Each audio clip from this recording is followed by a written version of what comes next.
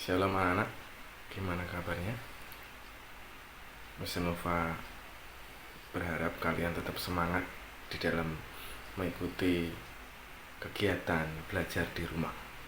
Mungkin ini situasi yang tidak biasa, tapi kita harus belajar untuk membiasakan diri di tengah situasi yang sulit. Hari ini kita akan mulai melanjutkan pembelajaran kita, khususnya pelajaran agama.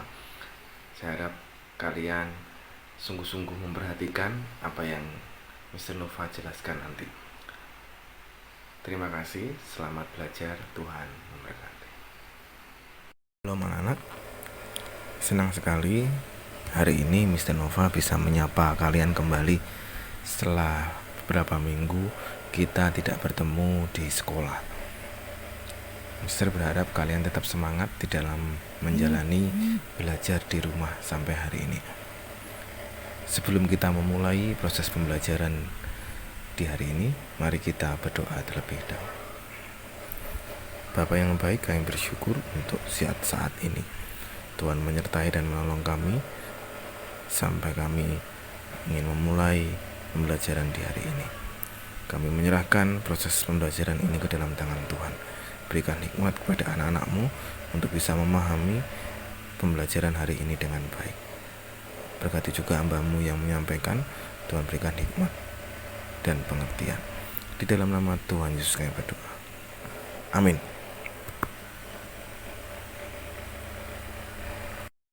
Anak-anak, saat ini kita akan melanjutkan pembelajaran kita di bab yang ke-6, yaitu tentang karya Allah menyelamatkan manusia.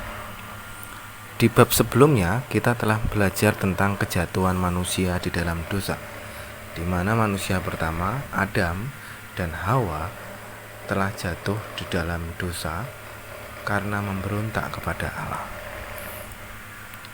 Sehingga pada akhirnya seluruh keturunan Adam dan Hawa telah mewarisi dosa dari Adam dan Hawa, yang biasa disebut dengan dosa asal atau dosa turunan. Nah, manusia yang telah berdosa ini membutuhkan keselamatan. Dosa yang meresap sampai ke pusat kehidupan manusia, sehingga manusia itu sendiri tidak dapat menyelamatkan dirinya sendiri. Nah, hanya karya penyelamatan dari Allah sajalah yang memampukan manusia untuk diselamatkan. Dalam arti, hanya Allah saja yang sanggup membuka belenggu dosa manusia dan menyelamatkan manusia. Nah, anak-anak, hari ini kita akan membandingkan respon manusia terhadap dosa dan tindakan Allah ketika terjadi kejatuhan. Kita akan melihat bagaimana Allah kita adalah Allah yang penuh rahmat dan anugerah. Kita akan mulai di poin pertama, yaitu respon manusia terhadap dosa. Alkitab mencatat dengan jelas bahwa keselamatan manusia bukan merupakan hasil usahanya sendiri, dan juga bukan karena hasil pekerjaannya, seperti yang tertulis dalam Efesus 2 ayat 8-9. Namun demikian, sejarah mencatat bagaimana manusia dari abad ke abad berusaha untuk melakukan upayanya sendiri untuk mendapatkan keselamatan. Alkitab juga mencatat bagaimana manusia pertama berupaya menyelesaikan masalah dosanya ketika dosa pertama terjadi. Kalau kita membaca di Kejadian pasal yang ketiga, bagaimana Adam dan Hawa meresponi kejatuhan yang mereka alami, yang menjadi gambaran bagaimana manusia berdaya upaya menyelesaikan masalah dosanya. Paling tidak ada dua respon yang dilakukan manusia. Yang pertama adalah manusia berusaha menutup-nutupi dosanya serta akibat dari dosanya itu. Sebelum kejatuhan, Alkitab menerangkan bahwa mereka keduanya telanjang, manusia dan istrinya, tetapi mereka tidak merasa malu. Kejadian 2 ayat 25. Manusia nyaman dan menerima dengan baik fisik dan kondisi mereka. Tetapi sesudah kejatuhan, setelah mereka makan buah yang dilarang, dosa membuat Adam dan Hawa menjadi malu akan ketelanjangan mereka. Ketelanjangan ini lebih dari sekedar fisik semata, tetapi juga ketelanjangan rohani, yaitu kehilangan kemuliaan Allah. Roma 3 ayat 23. Adam dan Hawa yang kini tidak nyaman dan malu dengan kondisi fisik mereka, berusaha menutupinya dengan cara menyemat daun pohon ara dan membuat cawan. Adam dan Hawa berusaha membebaskan diri dari rasa malu akibat kedosaan mereka. Nah, anak-anak, sama seperti Adam dan Hawa, manusia zaman sekarang berusaha menutupi rasa malu dan dosa mereka. Manusia mengira dengan berbuat baik, beramal, dan memberikan sedekah, berbakti dan melayani, bahkan bertapa sampai menyiksa diri, dapat menutupi keberdosaan mereka. Namun, semua hal tersebut tidak dapat membuat manusia terbebas dari dosa dan diselamatkan. Itu adalah usaha pertama, itu adalah respon pertama manusia ketika menghadapi dosa. Respon yang kedua adalah manusia melarikan diri dan bersembunyi dari Allah. Dalam Kejadian 3 ayat 8 dikatakan, ketika mereka mendengar bunyi langkah Tuhan Allah yang berjalan-jalan dalam taman itu pada waktu hari sejuk, bersembunyilah manusia dan istrinya itu terhadap Tuhan Allah di hadapan pohon-pohonan dalam taman. Maka anak-anak, mengapa Adam dan Hawa bersembunyi dari Tuhan? Takut? Iya. Manusia takut bertemu Allah. Hadirat Allah yang sebelumnya didambakan kini menjadi momok yang menakutkan bagi manusia. Manusia yang dulu merasa aman bersama Allah, tapi ketika jatuh dalam dosa, mencari tempat persembunyiannya. Kini mencari tempat persembunyian bagi mereka, karena mereka malu kepada Tuhan. Mereka takut kepada Tuhan. Sama seperti Adam dan Hawa, kita pun sering lari dari Allah. Ketika kita berbuat dosa, kita ingin menjauh dari Allah. Semakin kita berbuat dosa, semakin kita menjauhkan diri darinya. Namun, sebenarnya kita tidak bisa lari atau bersembunyi dari Allah, karena Allah tahu keberadaan kita dan segala perbuatan kita. Manusia tidak bisa menyelamatkan dirinya sendiri. Manusia itu membutuhkan tindakan pertolongan dari luar dirinya. Usaha yang dilakukan manusia tidak pernah dan tidak akan pernah cukup untuk bisa membebaskan dirinya dari belenggu dosa. Semakin manusia berusaha untuk bebas, semakin cepat ia terperosok ke dalam lumpur hisab dosa. Jadi, orang lain tidak mampu membebaskan dirinya dari dosa karena orang lain itu pun berada dalam masalah yang sama, sedang tenggelam di dalam lumpur dosa. Hanya Allah yang dapat menyelamatkan manusia berdosa. Nah, dua respon inilah yang sebenarnya mewakili kita.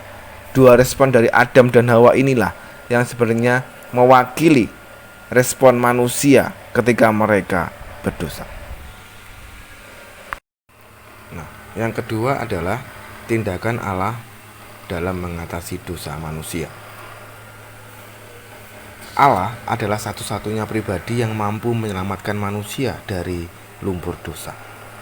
Alkitab menyatakan suatu kabar baik yang sangat menggembirakan berkenaan dengan keselamatan manusia, yaitu Allah tidak hanya mampu tetapi juga mau bertindak menyelamatkan manusia.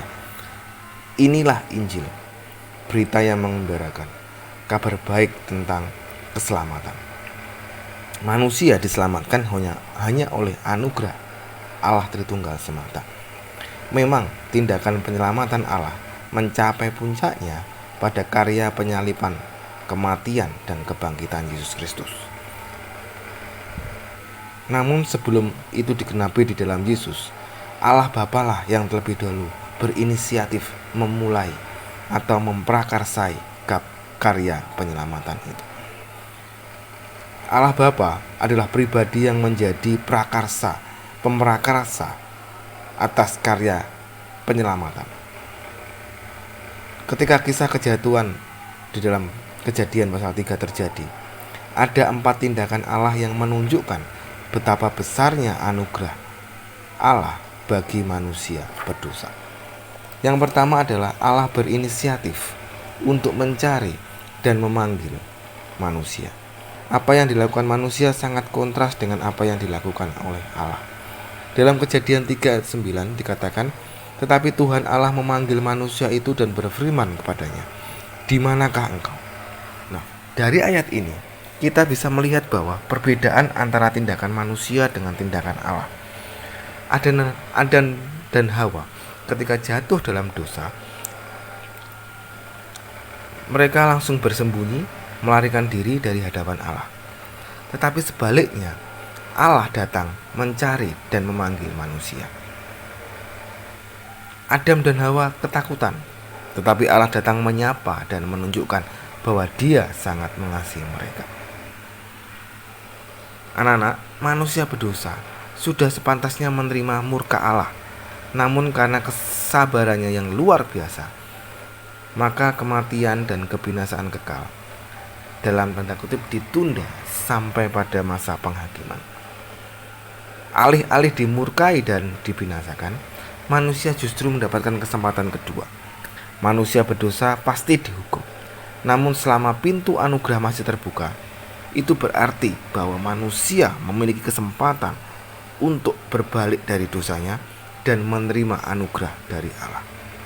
Nah, puncak inisiatif Allah dalam mencari dan memanggil manusia ini terjadi ketika Allah sendiri turun ke dalam dunia menjadi sama dengan manusia di dalam pribadi Yesus Kristus. Itu adalah hal yang pertama yang Allah anugerahkan kepada kita, yaitu Allah berinisiatif mencari dan memanggil manusia. Yang kedua adalah Allah mengadili dan menghukum manusia. Anak-anak, Allah adalah pribadi yang penuh kasih dan keadilan. Allah bukanlah seorang kakek yang hanya mengampuni, mengasihi, tapi membiarkan begitu saja cucunya melakukan kesalahan. Tidak seperti itu. Baik Adam, Hawa maupun ular itu juga tidak luput dari hukuman. Meski demikian, anugerah Allah terlihat nyata di dalam hukuman itu.